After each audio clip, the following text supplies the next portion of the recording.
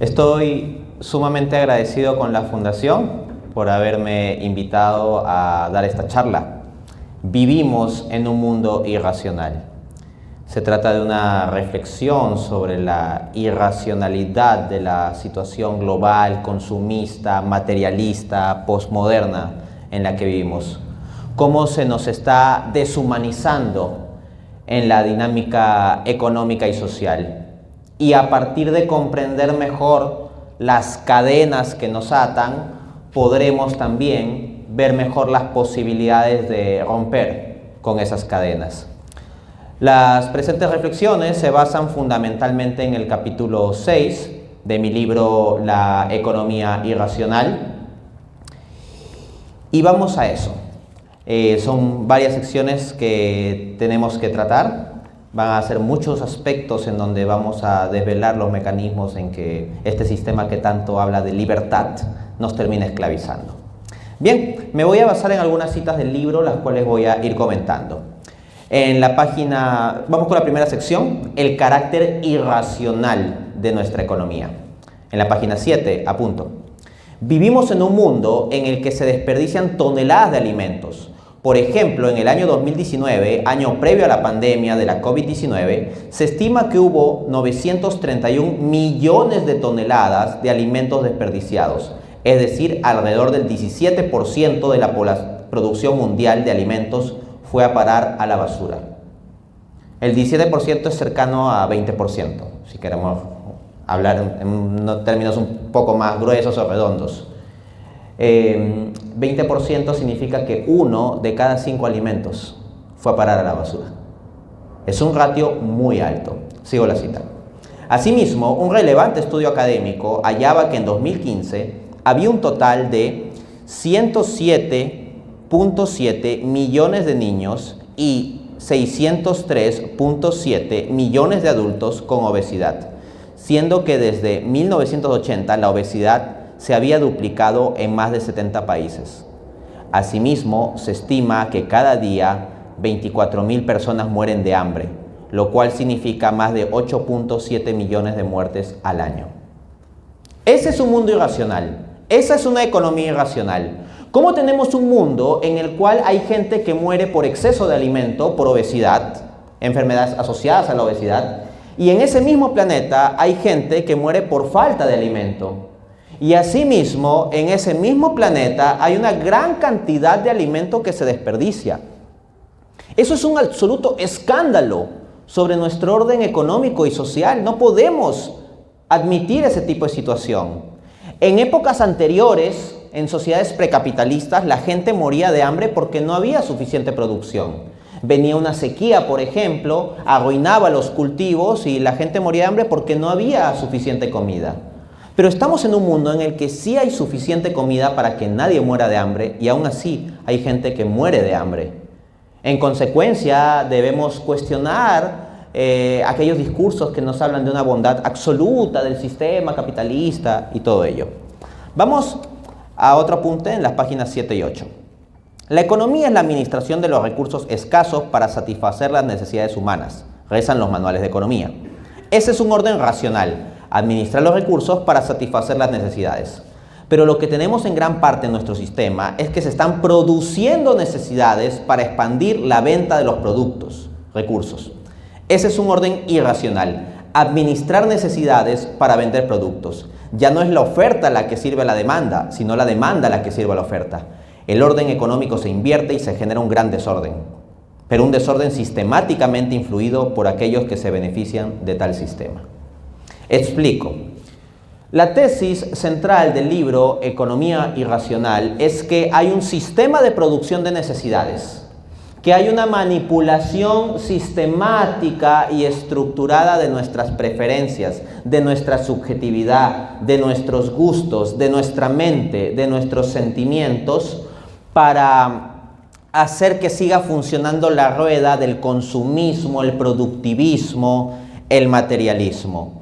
En suma, esa rueda de ese mundo irracional donde hay gente que muere por exceso de alimento al mismo tiempo que hay gente que muere por falta de alimento y en el que se desperdicia aproximadamente 17%, está más cerca de 16%, diría 1 de cada 6.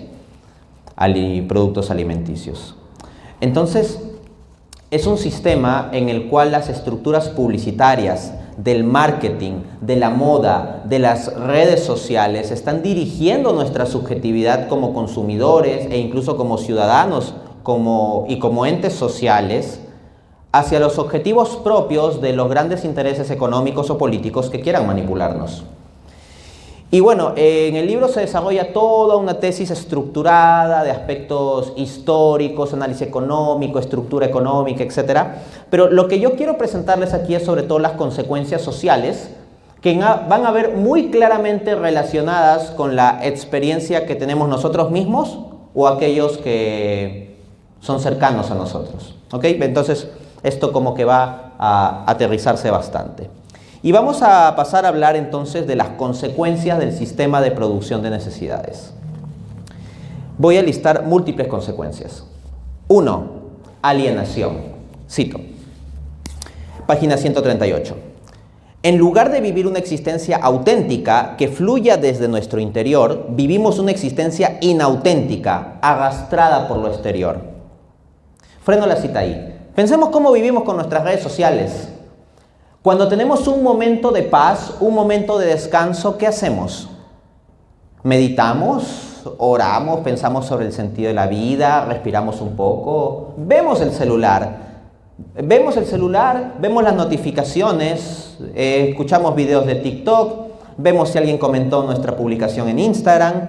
Vivimos hacia afuera, constantemente hacia afuera. Y a los sistemas publicitarios que quieren organizar una economía consumista, le conviene eso, que nosotros constantemente vivamos fuera de nosotros mismos en función de estímulos, sobre todo de las redes sociales. Sigo la cita. Como notaba el filósofo alemán Martin Heidegger, hemos olvidado la verdad del ser y nos hemos volcado al dominio de los entes. Vivimos fuera de nosotros mismos, volcados en las redes sociales, ávidos de novedades. Nuestra vida se pierde en seguir, cansada y a la vez incansablemente, dándole hacia abajo a la pantalla del celular para ver imágenes, videos, productos, publicidades. Freno la cita ahí. ¿No es esta nuestra experiencia? ¿No es esta gran parte de la miseria del hombre comunicacional en la era de la información y las comunicaciones? Vivimos cansados de incansablemente estar actualizando las noticias de nuestras redes sociales. No se sacia el ojo de ver, ni el oído de oír. Vivimos hacia afuera. Vuelvo a la cita. Dice Heidegger, la avidez de novedades solo busca lo nuevo para saltar de ello nuevamente algo nuevo. De aquí que tampoco busque el ocio del demorarse en la contemplación, sino la inquietud y la excitación por parte de algo siempre nuevo y del cambio de lo que está enfrente. La avidez de novedades está en todas partes. Esto lo dice Martin Heidegger en su obra Ser y Tiempo de 1927. Al respecto comento en el libro Economía Irracional, página 138. No nos preguntamos sobre nuestro interior, solo estamos constantemente distraídos por las novedades del exterior. Devenimos en productos. Usando los medios de producción de necesidades, las empresas fabrican nuestra subjetividad, generándonos todo un conjunto de necesidades artificiales. Fin de cita. Aquí hablamos del problema de la alienación. Alienación, asócienlo a la palabra alien. Cuando yo digo la palabra alien, en principio, ¿qué pensamos? De un extraterrestre, ¿no? Alien quiere decir algo externo, ajeno. Entonces, llamamos alien a los extraterrestres, ¿no? O a la idea de extraterrestre, como quieran verlo, en el sentido de que es ajeno a nuestro sistema del planeta Tierra.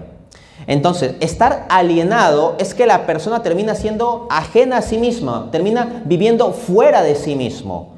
En lugar de vivir conforme a nuestra esencia, tenemos una existencia fuera de la esencia. Estos son términos filosóficos, pero quiero ponerlo con una analogía para que se entienda más sencillo. Pensemos, tomando un poco la analogía que hacía el filósofo existencialista ateo Jean-Paul Sartre, pensemos en una tijera, ¿ok? Una tijera sirve para cortar. La esencia de la tijera es que ha sido diseñada, pensada, querida, fabricada por una mente consciente con voluntad para que corte. Ahora bien, en su existencia, ¿qué pasaría si usásemos en la práctica una tijera para sentarnos, por ejemplo, o para comer, o para freír un huevo, serían formas de existencia que estarían fuera de la esencia de lo que es la tijera y estropearíamos el propio objeto y dañaríamos aquello asociado al objeto. Eso es lo que pasa con nuestras vidas. Cuando vivimos fuera de nuestra esencia, nos estropeamos a nosotros mismos y estropeamos a los demás. Estropeamos nuestro entorno. Ahora bien, Jean-Paul Sartre ponía este ejemplo, siendo él un filósofo ateo, diciendo que si Dios existiera, él sería como el fabricante del objeto, en este ejemplo la tijera, y tendría una esencia que preceda su existencia y ahí tendría un propósito objetivo, un sentido objetivo, porque habría un fabricante que le habría dado un sentido objetivo. Pero Sartre planteaba que Dios no existe o asumía que Dios no existe y que somos arrojados a una existencia sin sentido. Pero si realmente Dios existe, el hecho de que vivamos constantemente fuera de nosotros mismos, que nuestra existencia, vivamos una existencia inauténtica, alienada, pendiente más de las novedades superficiales del exterior que de nuestro interior, es un problema serio. Vamos a examinar otro aspecto de esta economía irracional, de este mundo irracional. 2. La esclavitud financiera. Nosotros como personas adultas estamos en el mundo de las finanzas, contraemos préstamos, deudas, hacemos préstamos. Creo que podemos pensar un poco sobre esto de la esclavitud financiera. Voy con la cita del libro. Página 140, cito. En el sistema de la economía irracional ciertamente se promociona la libertad, pero no la auténtica libertad entendida como autorrealización, sino la libertad entendida como hacer lo que me da la gana. A ver, esto es... luego voy a volver sobre la esclavitud financiera. Sí. Este es el punto más adelante. No, esta es la esclavitud de la libertad. Vamos con ello. O dado que ya lo he mencionado, mejor vamos a la esclavitud financiera y luego vuelvo con el más amplio, la esclavitud de la libertad. Ya, en la esclavitud financiera, página 155, cito. En la sociedad de hiperconsumo no es raro encontrar individuos que con tal de financiarse lujos como celulares de punta, viajes, restaurantes sofisticados, etc., viven presionados mes a mes con pagar la tarjeta de crédito. Si acuden a reducir gastos, normalmente ello no implica dejar sus caprichos, sino ya no proyectarse a hacer un diplomado o maestría. Hay incluso los que crían a sus hijos en condiciones materiales malas o mediocres, pero tienen un muy buen televisor o un muy buen celular. O puede ser que regalen tal tipo de aparatos también a sus hijos, pero los tienen en una institución educativa de mala calidad. En caso no resulte la irracional estrategia de reducir los gastos necesarios para financiar los caprichos innecesarios, el individuo puede acudir a fraccionar su deuda en cada vez más cuotas que seguirá pagando casi hasta la muerte. Otra descerebrada opción es contraer más deuda para pagar la deuda. Así uno va girando entre múltiples bancos en una espiral que desemboca en la muerte financiera. Y quien muere financieramente es el individuo, porque el banco nunca pierde. Más adelante agrego, cuando éramos niños y nos quejábamos de no poder ser libres haciendo lo que nos dé la gana, nuestros padres decían, cuando seas mayor de edad. Ahora somos mayores de edad, pero nuestro hacer lo que nos da la gana tiene precio, y si no lo podemos pagar, nos esclavizamos al banco. Luego, para poder pagar, comenzamos a hacer horas extra, o hasta conseguimos 2 trabajos. Por financiarnos nuestra libertad, terminamos con más restricciones que cuando éramos niños. Fin de cita. Todos nosotros, cuando éramos niños, ¿no?, y veíamos a los adultos, decían, ¿cuánto quisiera yo ser adulto para hacer lo que me da la gana? Y ahora que somos adultos nos damos cuenta de que no podemos así nomás hacer lo que nos da la gana. Tal vez recordaremos esa frase dicha por las madres de el dinero no crece en los árboles. Entonces, en un mundo materialista, hacer lo que nos da la gana tiene precio. Hay cosas que no tienen precio en principio.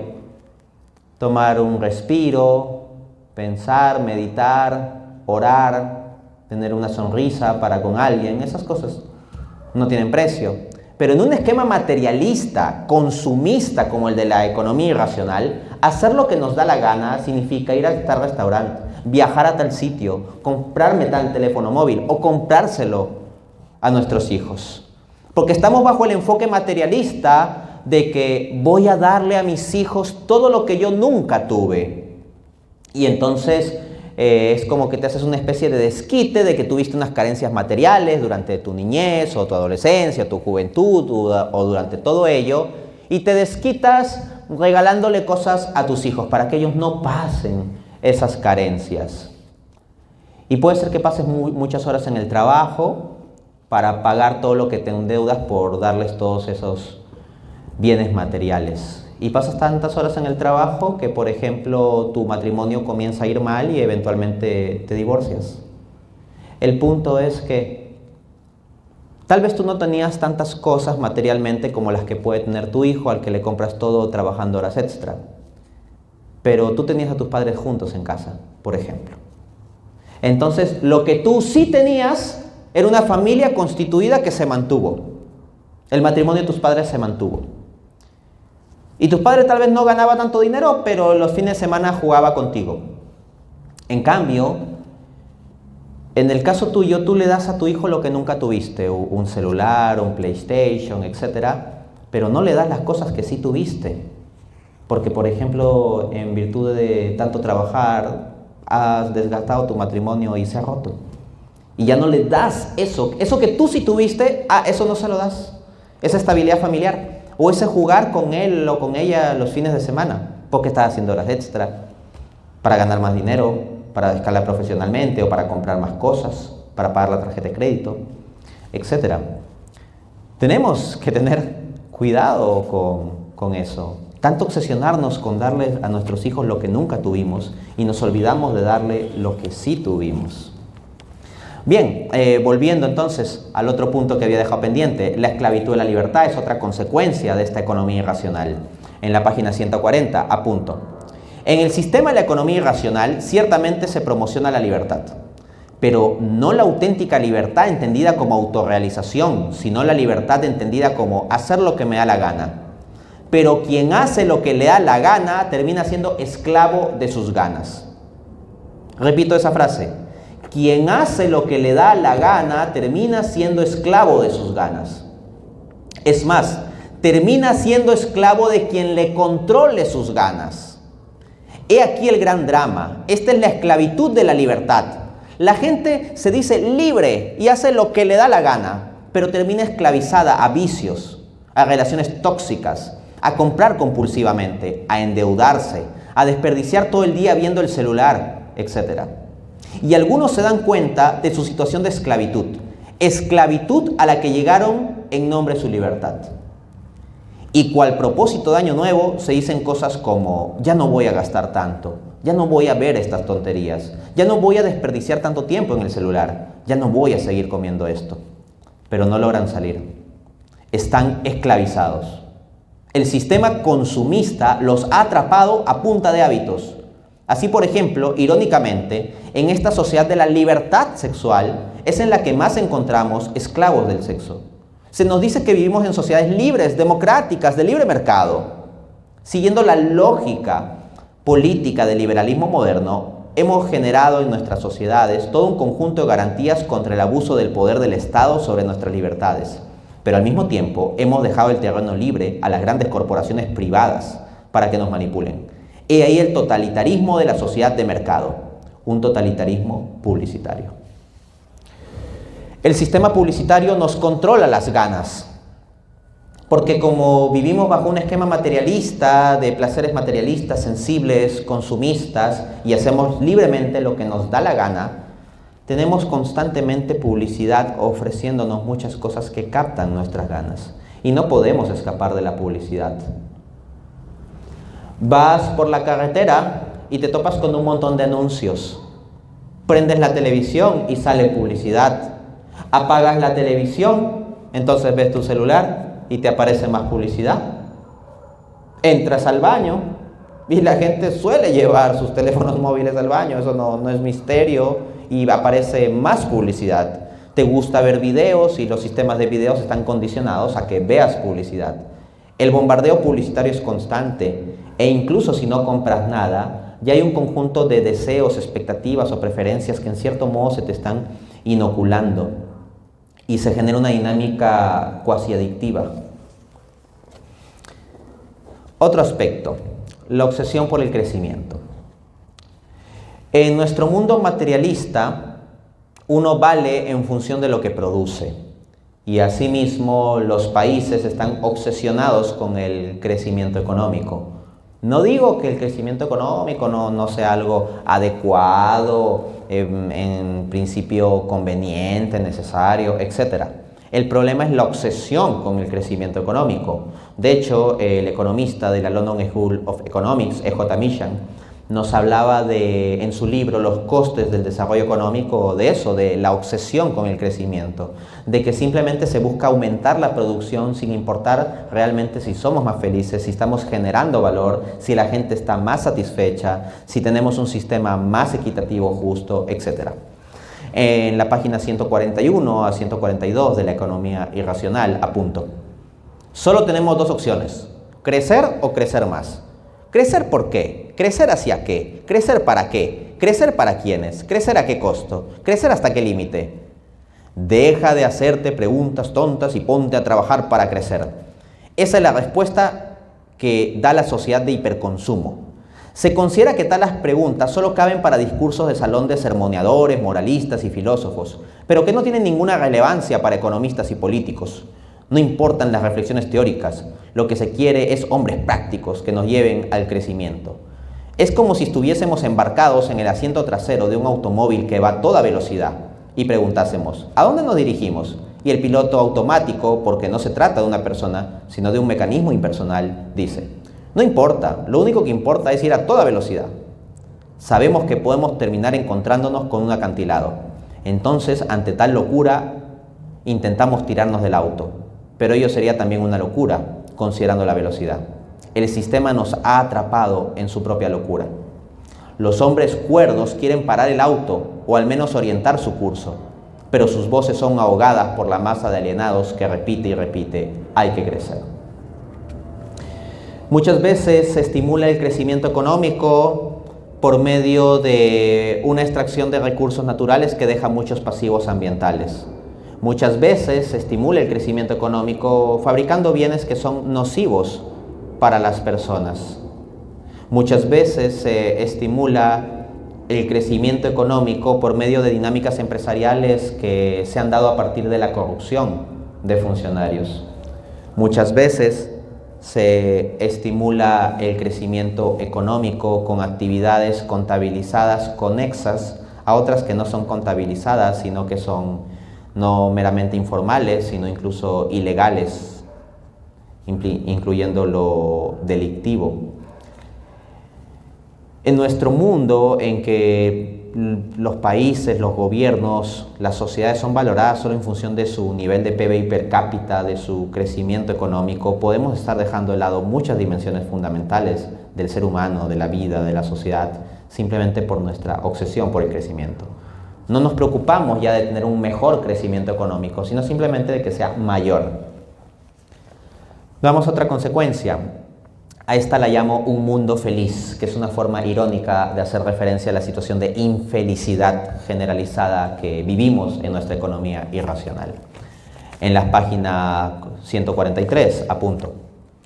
En 1932 se publica Un mundo feliz, Brave New World, en la versión original en inglés, del escritor británico Aldous Huxley.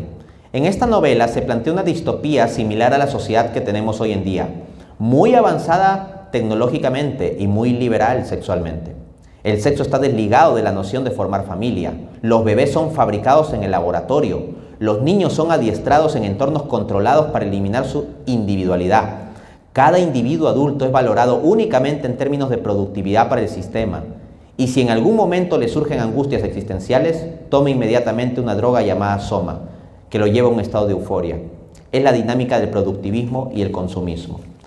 En la sociedad hipertecnológica, en realidad no hay felicidad, todo está lleno de hastío, pero la droga del consumo oculta la situación de omnipresente alienación. Fin de cita. Recientemente ha salido, por ejemplo, en cartelera una película que habla sobre las emociones, ¿no? Intensamente 2. No la he visto, la verdad. Sé un poquito sobre la trama y lo que se ha desarrollado. Lo que entiendo que es una novedad de la película es que la niña que tenía las emociones en la primera película ha crecido un tanto más, ¿no? Y eventualmente, con el hecho de crecer, le surgen nuevas emociones. Creo que eran 5 emociones originalmente y han venido unas 2 o 3 más, al menos. No necesariamente soy exacto en mi reseña, pero quiero señalar lo siguiente. Lo que vi es que una de las nuevas emociones, entiendo que ella estaría pasando como a la adolescencia o algo así, una de las nuevas emociones era el aburrimiento. Y el aburrimiento estaba asociado al celular. Como que ve el celular. Y eso es extraño. O sea, tenemos la sociedad hipertecnológica del celular para darnos infinitas opciones de entretenimiento. O sea, la cantidad de videos entretenidos que podemos ver en YouTube, en TikTok, en Instagram es virtualmente ilimitada. Y cómo es que al mismo tiempo la posibilidad infinita de entretenimiento se asocia al aburrimiento. Tenemos todas las opciones para ser felices viendo videos de TikTok y al mismo tiempo estamos aburridos y hastiados viendo y nos reímos y luego volvemos a nuestro aburrimiento y así sucesivamente en vidas insustanciales. Y esto es algo que eventualmente se manifiesta en ansiedad, en depresión e incluso suicidio. El hecho de que vivimos en una abundancia material y al mismo tiempo una miseria espiritual. Y uno dirá, oye Dante, pero ¿cómo dices que vivimos en una abundancia material? ¿No te estás dando cuenta que estás dando esta conferencia en Perú, que es un país que no es de los más desarrollados? Ok, pero si ven las cosas históricamente, desde un ángulo histórico, hay muchas cosas que disfrutamos día a día y que serían un absoluto lujo. Por ejemplo, antes era un absoluto lujo tener televisor a colores. O sea, en 1940, por ejemplo, tenían que juntarse varios niños para ir a la casa de justo aquel que tenía el gran privilegio de tener un televisor a colores. Hoy en día todos disponemos de un aparatito en que podemos ver a colores cualquier cosa de cualquier parte del mundo, en cualquier idioma, etc. Antes, bañarse, por ejemplo, con agua caliente era una cosa que prácticamente era cuestión de los reyes, de los nobles, si estamos hablando de la Edad Media o incluso de la Edad Moderna. Es más, el hecho de bañarse con cierta frecuencia no era algo que estuviera así nomás a disposición. Pero yo no diría todos, pero la mayor parte de nosotros normalmente, incluso en países como Perú, al menos en las zonas urbanas, disponemos de la posibilidad de bañarnos incluso diariamente, si nos da la gana, con agüita tibia, ¿no? Algo así como el microondas o tener un automóvil, poder ir en automóvil o en mototaxi o en bus o lo que sea a algún sitio, pues implica un confort material comparado con la situación con que se ha vivido la mayor parte de la historia. Es decir, que la gente iba a pie, caminando por espacios de tiempo que eran de 1 hora a 2 horas para trasladarse de un sitio a otro. Eso lo podemos experimentar un poco en nuestro país cuando viajamos a la sierra, por ejemplo, y nos dicen, esto está aquícito nomás, ¿no? Y el aquícito nomás de la sierra es que vas a caminar mínimo media hora, ¿no? Con suerte. Y ese aquícito nomás puede ser una caminata de 1 hora y media.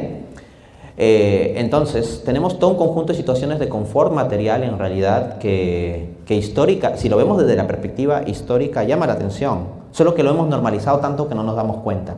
Ahora, en los llamados países desarrollados, donde esto pues se da a mucho mayor grado y como que tienen la vida resuelta y fácil, uno dirá, bueno, serán felices.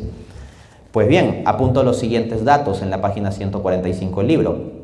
La depresión se ha convertido en la enfermedad crónica de las sociedades desarrolladas. Islandia, otro país nórdico, encabeza el ranking del consumo de antidepresivos, siendo que el 13% de la población consume tales fármacos. Y este porcentaje es de 10.4, 9.5, 9.4, 9.3 y 9% en Australia, Portugal, Reino Unido, Suecia y Canadá respectivamente. Freno la cita ahí. Estas estadísticas las saqué del artículo ¿En qué países se consumen más antidepresivos?, publicado en el boletín el 26 de septiembre de 2019. ¿Por qué les comento esto? Porque no es simplemente que estoy dando estadísticas de países desarrollados, sino que adicionalmente en estos países están en el top 10 de los países en donde más antidepresivos se consumen. Vuelvo a la cita. La gente ya no quiere ir a confesarse con el sacerdote.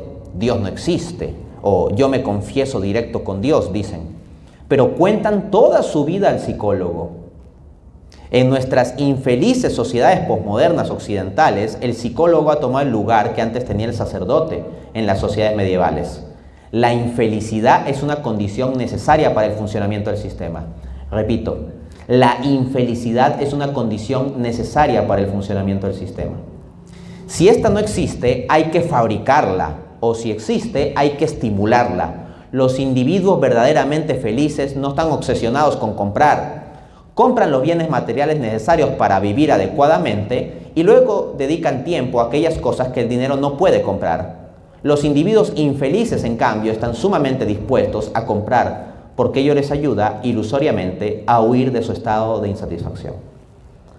Al sistema que quiere producir, vender, le conviene que seamos consumistas infelices. George Bernard Shaw, este gran escritor, decía: el progreso se basa en la insatisfacción. Es como que la gente está insatisfecha, para salir de su estado de insatisfacción, quiere comprar más, para comprar más tiene que ganar más dinero, para eso producir más, entonces se produce más, se consume más, se trabaja más, se vende más, se compra más, y todo eso es crecimiento económico, desarrollo económico, pero al final de cuentas tenemos todo un conjunto de gente infeliz, atrapada así como un hámster en una rueda, gente infeliz trabajando, consumiendo, comprando, vendiendo. Vamos a otra consecuencia, la que he llamado la pérdida de la privacidad. Páginas 146 a 147, apunto. Tenía que vivir, y con esto el hábito se convertía en un instinto, con la seguridad de que cualquier sonido emitido por usted sería registrado y escuchado por alguien, y que excepto en la oscuridad, todos sus movimientos serían observados. Estas palabras pertenecen a la descripción que realiza George Orwell sobre la vida privada, o más bien la falta de vida privada, del protagonista de su novela 1984.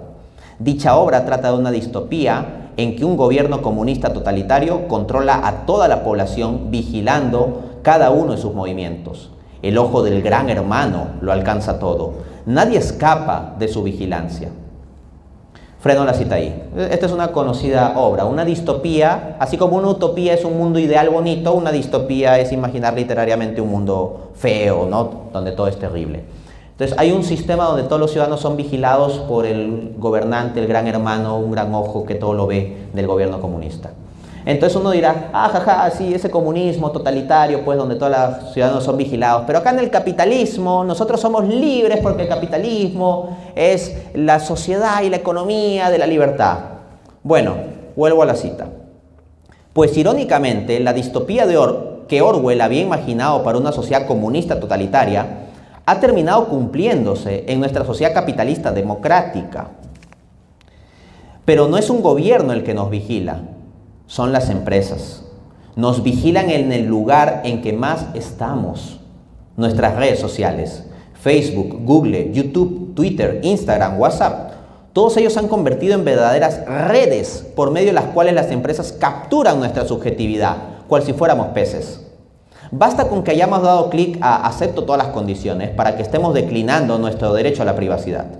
Quienes están detrás de las redes saben o pueden saber casi a la distancia de un clic nuestros gustos, preferencias, secretos, frustraciones, manías.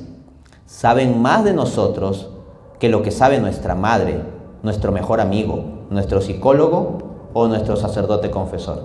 Fin de cita.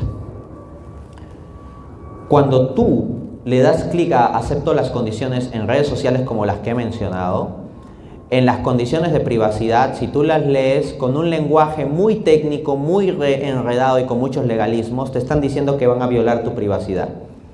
Dicho de frente es que van a vender tu información a empresas privadas para que te focalicen publicidad. Supuestamente para tu beneficio, para que te focalicen la publicidad más personalizada, que sea más a tus gustos. Examinan cuánto tiempo pasas en cada página, a qué cosas le das clic, a qué cosas no le das clic, a qué páginas entras, todo el listado de todas las páginas a las que entras, con quiénes conversas, qué palabras usas.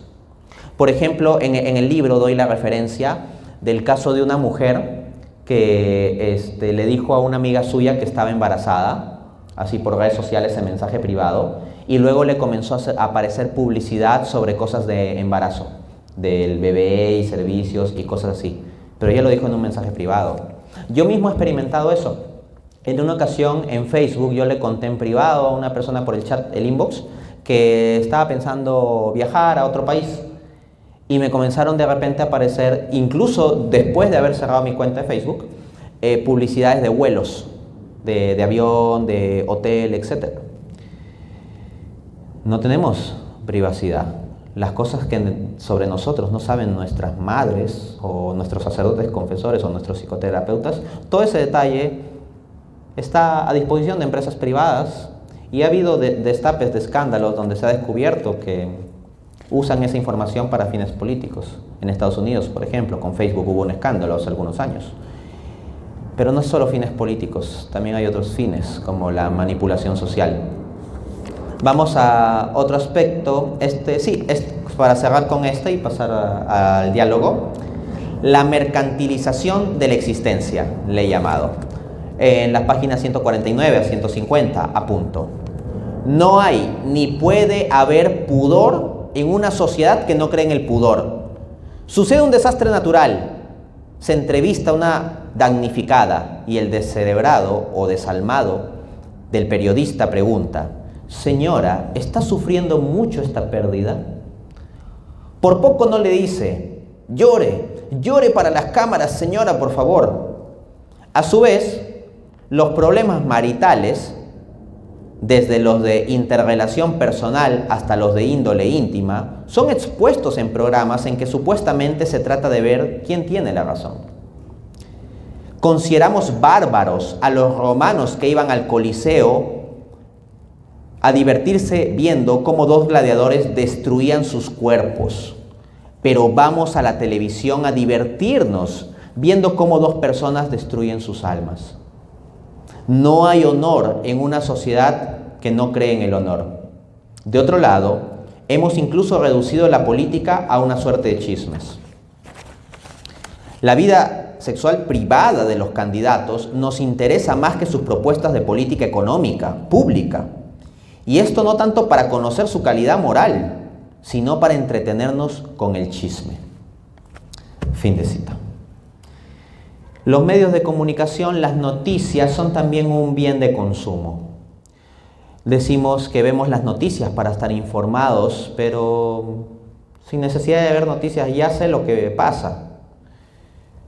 Políticos corruptos que se han descubierto actos de corrupción y que se están peleando o acusando de diversas cosas.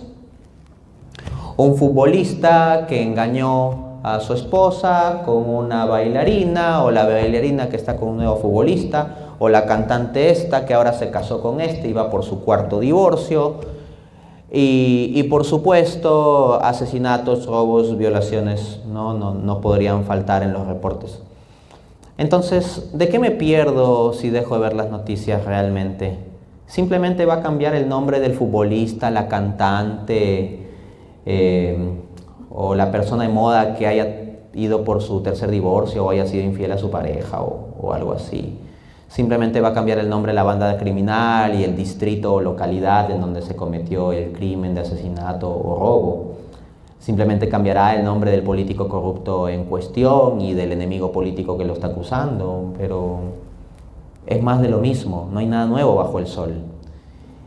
Y las verdaderas cuestiones sustanciales que deberían estar en el debate público, no, eso se deja fuera. Y vivimos entonces la política convertida en farándula y la farándula convertida en una cloaca. Y consumimos gran parte de eso. Entonces reflexionemos. Vivimos en un mundo irracional, en el que hay gente que muere por exceso de alimento, al mismo tiempo que hay gente que muere por falta de alimento. En el que nos protegemos con que el gobierno violente nuestros derechos, pero al mismo tiempo le damos, acepto todas las condiciones, a empresas privadas para que sepan más sobre nosotros que nuestras madres o nuestro sacerdote confesor o nuestro psicólogo. Vivimos en una sociedad que habla mucho de felicidad y donde en los países más desarrollados la depresión es una situación crónica y donde las tasas de suicidios, en particular en jóvenes, son significativamente altas. Vivimos en un mundo en donde nos indignamos de cómo los antiguos romanos se divertían bárbaramente viendo cómo dos gladiadores destrozaban sus cuerpos.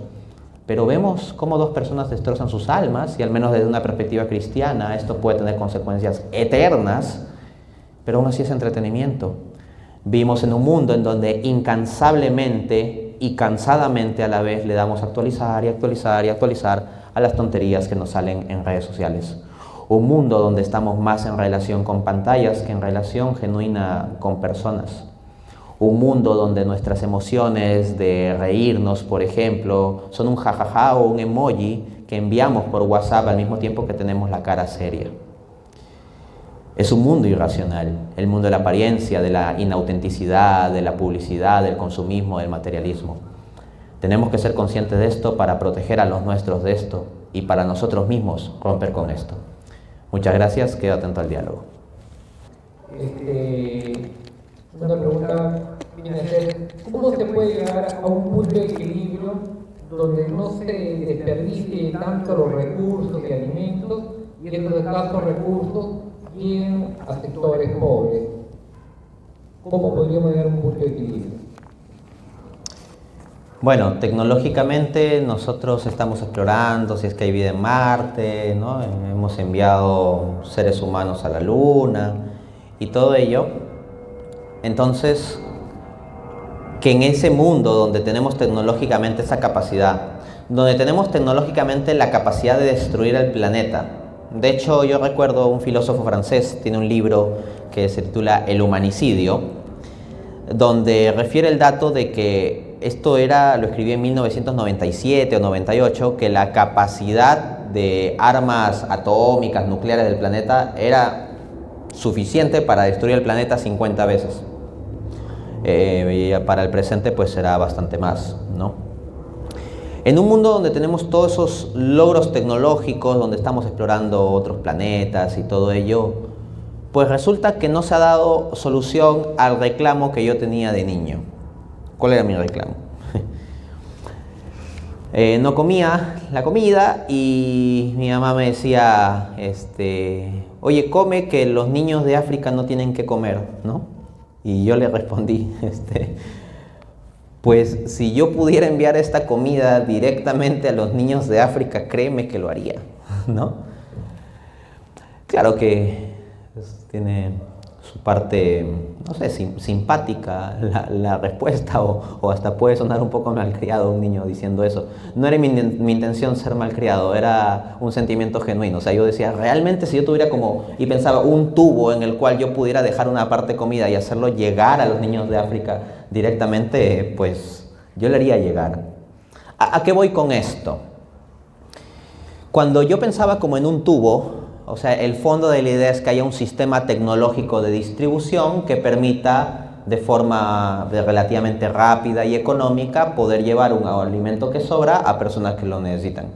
Hemos visto la estadística monstruosa de que, ¿cuánto era? El 17% de la producción total de alimentos va a la basura.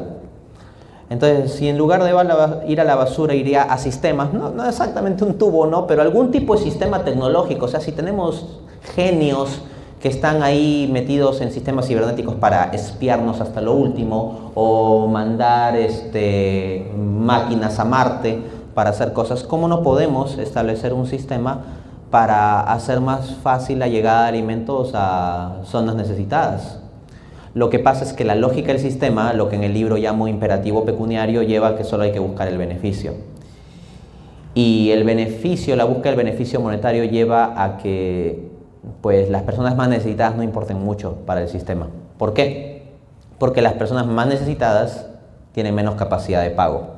De hecho, recuerdo al economista premio Nobel de 1970, Paul Samuelson, en su famoso manual Economics, diciendo que el mercado se mueve por votos monetarios. Y esto implica que el gato de un hombre rico puede tomarse la leche que necesita un niño pobre para subsistir, para no morir de hambre. Y pregunta Samuelson, ¿significa eso que el mercado no está funcionando? Y responde, al contrario, está funcionando y está funcionando eficientemente, porque el mercado se mueve por votos monetarios. Me explico, como una suerte de lo que el economista austríaco Ludwig von Mises llamaba la democracia de mercado. Vamos a ver qué tan bonita es esa democracia de mercado que tanto celebran los liberales austriacos. El niño pobre, ¿cuántos votos monetarios puede poner? Probablemente ninguno, está a punto de morir de hambre. Y el gato del hombre rico, bueno, el gato del hombre rico no vota, pero tiene al hombre rico que vote por él, ¿no? Y el hombre rico pone muchos votos monetarios y atrae la producción de leche hacia su gato, en lugar de hacia los niños pobres de África. Les pongo otro ejemplo. En países del tercer mundo, muchos niños mueren por enfermedades que se pueden curar de forma relativamente fácil. Por ejemplo, la malaria. O sea, no estamos hablando de SIDA o cáncer, enfermedades de las cuales no hemos descubierto la cura. Estamos hablando de malaria. Eso se puede tratar. Y la cantidad de seres humanos que mueren por una enfermedad como malaria es muy grande. El punto es, ¿por qué los recursos médicos no van más hacia esas personas? Pues bien, porque los recursos médicos están más abocados a lo que les genere votos monetarios, no lo que sean las necesidades más urgentes de la gente. Se requieren regulaciones, si es necesario a nivel internacional, tratados entre países para hacer llegar los recursos a las personas más necesitadas. De hecho, algo por lo que yo abogo muy fuertemente y que a mí me cautivó cuando yo estaba en el primer año de universidad estudiando la carrera de Economía, nos hicieron leer un libro llamado El mito del desarrollo, de Osvaldo de Rivero. Y al final de este libro, este autor peruano habla de lo que él llama pactos de hambre. Significa un pacto internacional vinculante mundial para que ninguna persona muera de hambre. O sea, ¿cómo es posible que tengamos un mundo en el que gente muere de hambre al mismo tiempo que sobra alimento? No, eso no se puede tolerar. Entonces debe haber un pacto internacional entre todo el conjunto de países para que todos los países, en colaboración también con las empresas privadas, y las cuales podrían tener incluso obligaciones dictaminadas por sus respectivos gobiernos, dispongan los medios necesarios para que nadie muera de hambre. No estoy hablando de un totalitarismo de controlar toda transacción, solo estoy diciendo que, aunque sea, hagamos lo necesario para que haya gente que no muera de hambre. Ese es un absoluto escándalo. Se requiere voluntad política para cambiar esto. Los medios tecnológicos están relativamente a nuestro alcance, e incluso si no lo están, se pueden desarrollar. Porque si todas las mentes que están desarrollando tecnología para cosas nocivas o superficiales se pusieran las pilas en desarrollar medios para hacer llegar mejor el alimento, fácilmente generaríamos tecnologías más eficientes. Así que la tecnología no es el impedimento absoluto. El impedimento es la falta de voluntad de nosotros, de las empresas y de los gobiernos.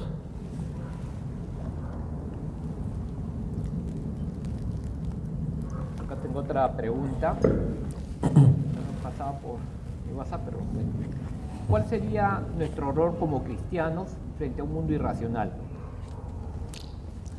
Nuestro rol como cristianos frente a un mundo irracional, una buena cuestión. Cristo nos llamó a luchar, no necesariamente nos llamó a tener éxito. Porque frente a todo lo que les he expuesto y los grandes poderes políticos, económicos, financieros, comunicacionales que están detrás de este sistema irracional, uno puede sentirse abrumado y decir, ¿qué puedo yo como persona particular hacer frente a todo ese monstruo de 1000 cabezas?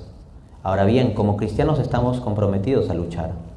Jesucristo en Juan 16:33 dijo, en este mundo pasaréis aflicción, pero no tengáis miedo, pues yo he vencido al mundo. Asimismo, en Apocalipsis 3:5 habla de aquellos que pues perseveran, triunfan y son glorificados. Y dice, al que venciere, ¿no?, le daré recompensa, le daré corona, y no será borrado su nombre del libro de la vida.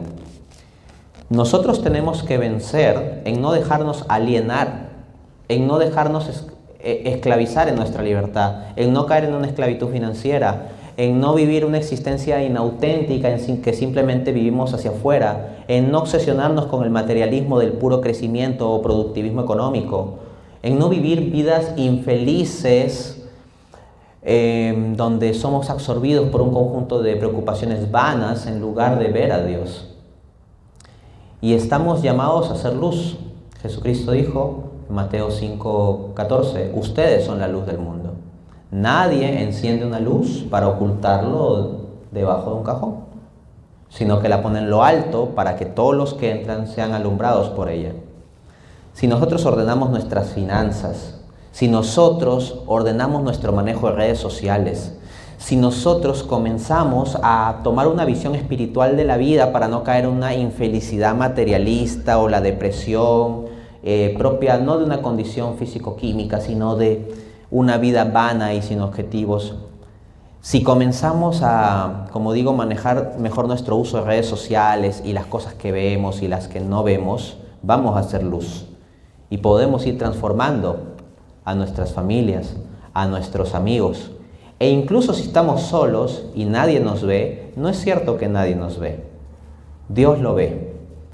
Dios ve a aquellos que luchan, inclusive en el fin de los tiempos, aun cuando todo parece perdido. Pero desde la fe sabemos que aunque todo parezca perdido, no todo está perdido, porque ¿qué dijo Cristo? Yo he vencido al mundo. Juan 16:33.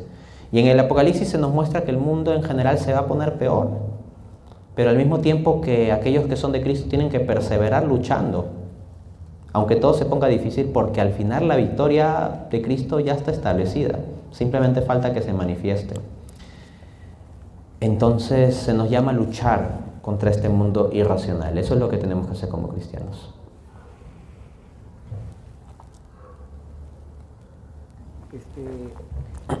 Ahora que estamos padres de familia, docentes, esta pregunta tiene que ver cuál sería el rol de nosotros como padres, como profesores, un poco para nosotros mismos y nuestros hijos no pierdan su esencia frente a esta vorágine que es las redes sociales, las publicidades, que prácticamente nos tienen bombardeando todos los días.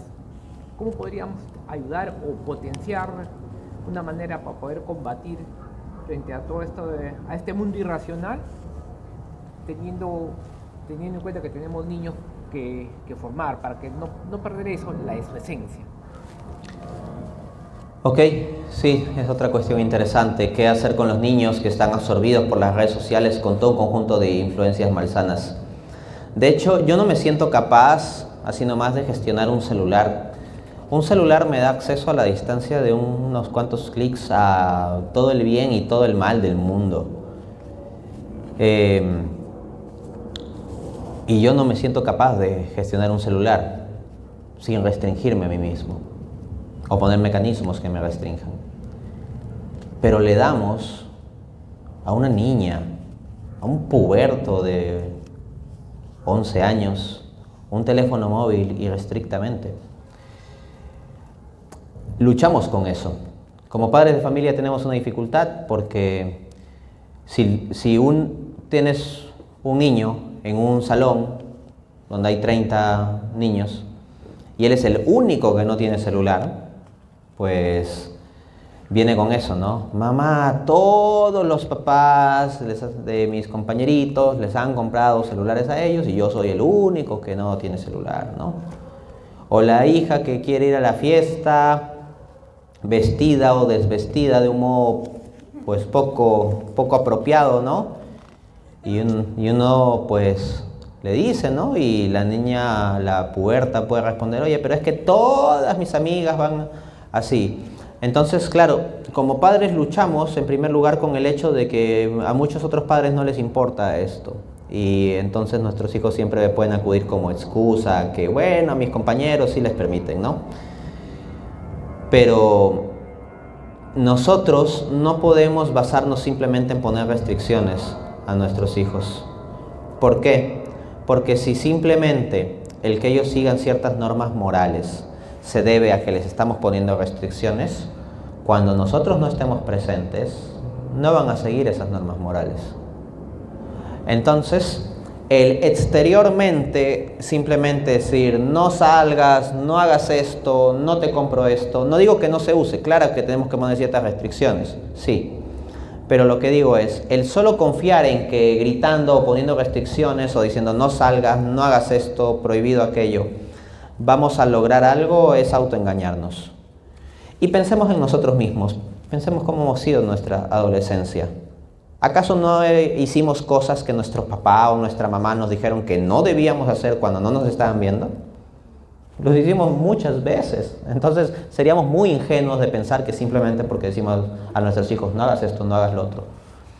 Ahora bien, lo que hay que hacer es sembrar valores desde la interioridad del niño, del adolescente.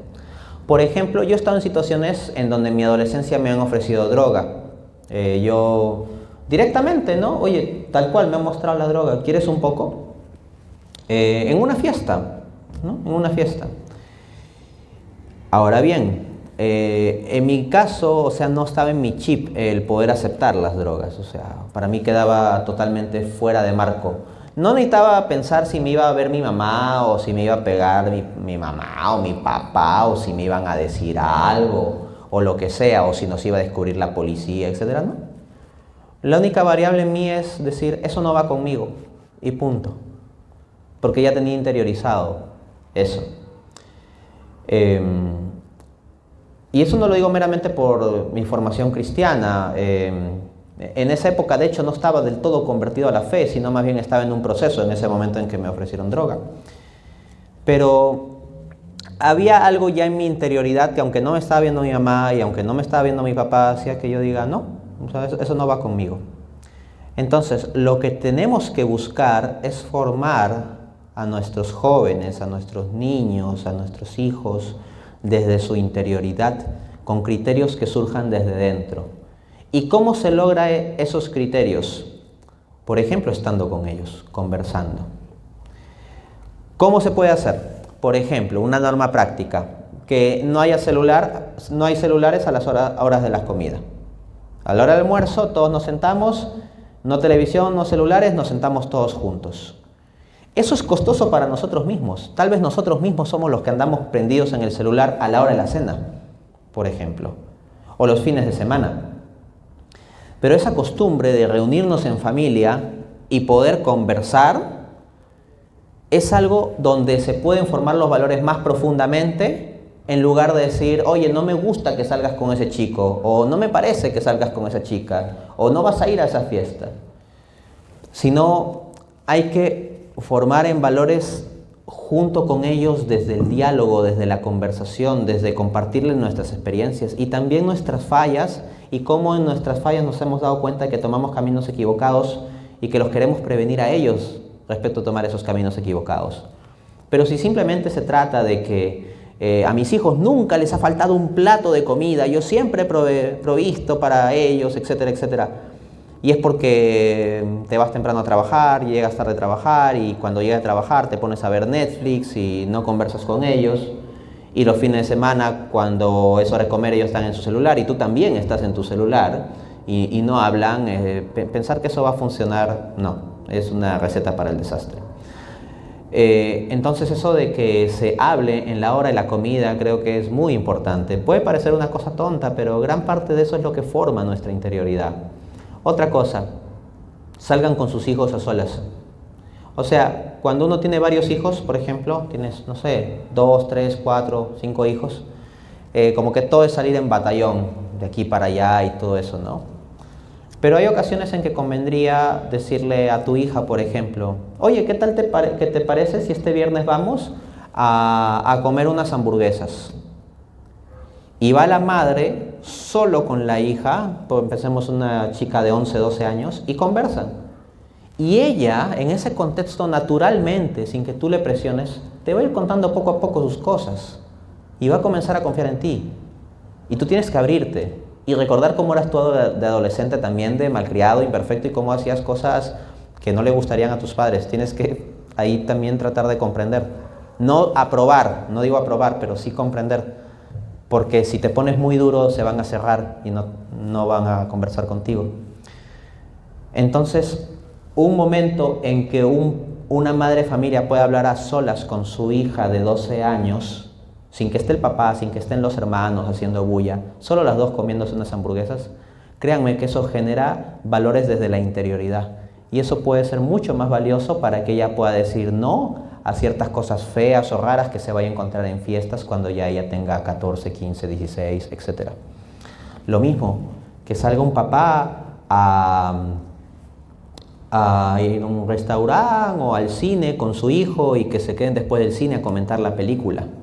Cuando tú vas al cine con tu hijo y ves una película que tenga ciertas cosas de valores o de profundidad o de reflexión, de crítica social, etcétera, y que puede ser una película animada, entretenida, no te digo que lo lleves a ver en un cine muy cultural, así como de una alta cultura, no.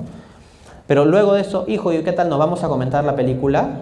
Y tú comentas la película con el niño de 9 años o con el joven de 14 o de 16, viendo cómo él examina la película, puedes ver cómo es su perspectiva de la vida. Pueden salir un poco de sus traumas, de sus problemas, de sus alegrías, de sus tristezas, de sus valores o sus antivalores. Y por medio de comentar una película puedes llegar más a su interioridad, sin ser invasivo.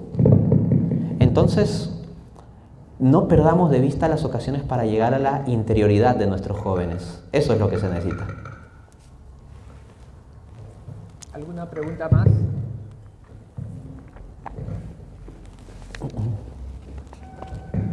Bueno, quiero agradecer a Dante a nombre de la Fundación Ciudad Pepe, a nombre del colegio, de la dirección, de los profesores, de todos los padres de familia, por haber compartido esta charla que a mí me está haciendo reflexionar bastante y creo que nos deja un mensaje, una ayuda, una guía para estar atentos frente a lo que el mundo nos viene imponiendo. Bueno, Dante, gracias. Tú sabes que acá en la Fundación tienes tu casa, cualquier momento que nos estamos reuniendo, siempre cuenta con nosotros. No sé si quieres dar algunas palabras finales. Por si acaso, ahí están algunos libros que Dante ha publicado. Al final de la charla pueden acercarse. Acá te dejo. Bien, bueno, aquí nomás. Muchas gracias por la oportunidad. Yo me siento muy contento de venir aquí con ustedes. Yo sé que en estas circunstancias en que es tarde, uno tiene hambre, hace frío, hay un partido de fútbol y todo eso, el hecho de estar aquí es algo valioso. Pero yo sé que ustedes lo hacen por Dios, por ustedes mismos y por sus hijos, por sus alumnos, por las personas que quieren. Recuerdo, hay una canción, ¿no?, que a veces se suele poner en la Eucaristía, que en una parte de la letra dice: mi cansancio que a otros descanse, amor que quiera seguir amando. Estar en conferencias como estas para formarnos, para ser mejores padres, mejores esposos, mejores ciudadanos, mejores personas para los demás, mejores personas para Dios. Es eso, es cansarnos nosotros para que la vida de otros pueda ser más descansada. Aprender criterios para que nuestros amigos, hijos, nuestros jóvenes, alumnos no cometan errores que nosotros hemos cometido o que hemos visto que otros cometen, para que no sean arrastrados por este mundo irracional que lleva a una perdición de las almas, diciéndolo espiritualmente hablando, ¿no? Entonces, vayámonos de aquí con reflexiones. Cada uno de ustedes debe tener al menos algún aspecto de lo que se ha hablado aquí que le ha llevado a pensar: oye, eso está pasando en mi vida. También pueden tener aspectos de pensar: eso está pasando en la vida de alguien cercano a mí que yo quiero mucho. ¿Cómo puedo ayudarle? Reflexionen sobre ello, y si eso se logra y toman acción, no solo quedarse en una reflexión, sino convertirla en decisión y la decisión en acción, se ha logrado mucho. Muchas gracias.